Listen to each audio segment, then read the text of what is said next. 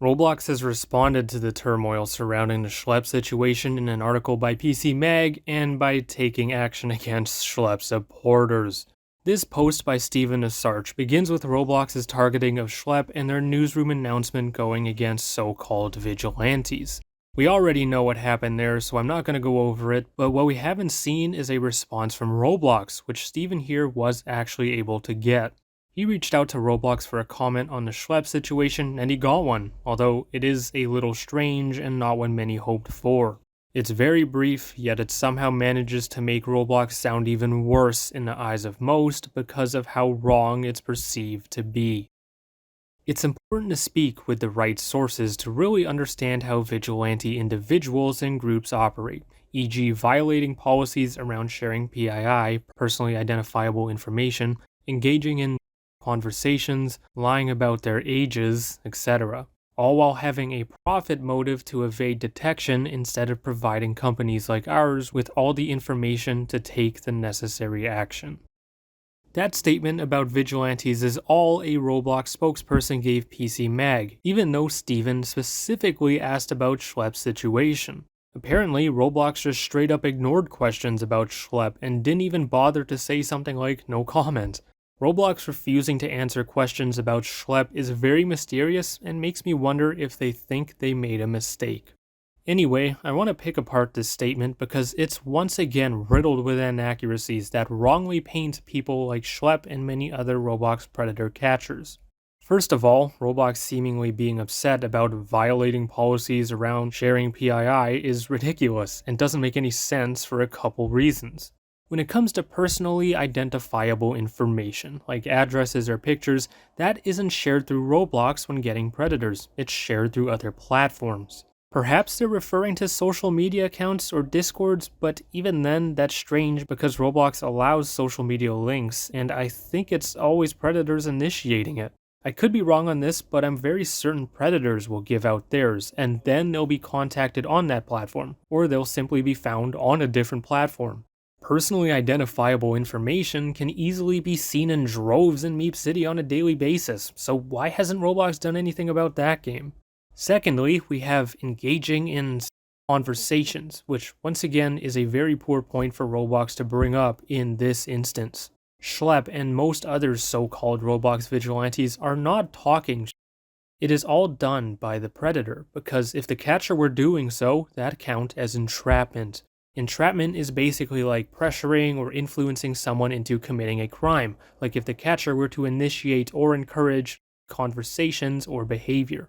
When you look into Schlep's predator catches, it is always the alleged predator who is starting to talk because it'd be entrapment if Schlep or an associate of his did that. The predator could then most likely walk away free, citing entrapment, and all the work would be for nothing. While it may be true conversations with predators may be in proper situations, it's almost never the catcher talking even remotely. It is the predator. Third up, we got lying about their ages, which is an absolutely ridiculous and arguably even irresponsible thing to cite. Of course, predator catchers are going to lie about their ages because they're trying to catch predators who prey on kids. Does Roblox want children to be catching predators, or are they upset that predators are being lied to by people trying to stop them? Why on earth is a Roblox representative listing lying about ages to predators as something supposedly so bad they need to outlaw vigilantes?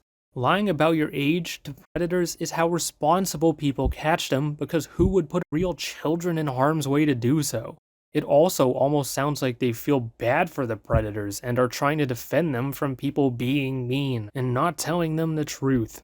Next up, we've got Roblox saying so-called vigilantes have a profit motive, which, once again, is absolutely ridiculous and is super disappointing to see them say. To seemingly act like Roblox's predator catchers are mostly interested in money is totally incorrect and very illogical to say. I can tell you with absolute certainty from talking to Schlep and other Roblox predator catchers behind the scenes that players' safety is the most important cause. Yeah, views and money are made off of these videos, but that is all secondary to the cause at heart, and that is helping the Roblox community be safer. Realistically, anyone who does these videos is at risk of demonetization and channel closure, considering the type of content that's being posted. There is a genuine risk of losing all future revenue from making these videos, but getting evil people in custody and making Roblox safer is more important, and that's why it's done. Also, honestly, who cares if money is a motivator when the end result is getting a dangerous person who was targeting kids off the platform, off the streets, and in custody? People become more aware of the issue and operate more carefully, and a predator is away from the community, and that is what Roblox should be focused on. Lastly, we have Roblox saying vigilantes don't provide Roblox with all the information to take the necessary action, which again is a ridiculous thing to say. Obviously, we know that Schlep and others report these users directly to Roblox through their reporting channels, and Schlep has even mailed physical logs to their HQ. What's equally as baffling is that Roblox themselves have internal access to the predator's actions on their platform. Roblox can see what the predators did on their site, including stuff unknown to the public outside of the interactions with predator catchers. They talk about it being bad that people self-police their platform, yet are upset people are supposedly not sending them info they already have access to. This entire statement makes absolutely no sense and in no way helps explain their outlawing of vigilantes and action against Schlep. If anything, this response might actually make things worse because they've added more highly questionable reasons for their actions. Unfortunately, it's not their only response that has raised some eyebrows because they're reacting in other ways that aren't very well liked. One of the less important but still notable things was them deleting a tweet about the Innovation Awards, likely over the backlash it received. You can easily tell by how many replies it got versus likes that there were definitely some conversations going on under it, and I'll tell you, most weren't friendly. My poll had over 6 times more votes than Roblox's tweet had likes, despite having 10 times less views, which kinda gives you an idea of how people were feeling. Unfortunately, and more importantly, Roblox has started taking down stuff relating to Schlep's ban, like hashtag free Schlep shirts and a memorial game.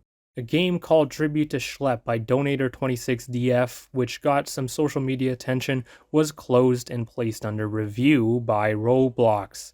That's right, Roblox took quicker action on a Schlep memorial game with 12.6 thousand visits than they did Teddy's clearly policy-violating condo games that had millions of visits.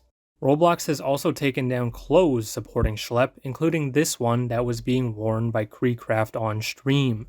They do not seem overly thrilled with the amount of support Schlep's getting and are starting to take action against such content.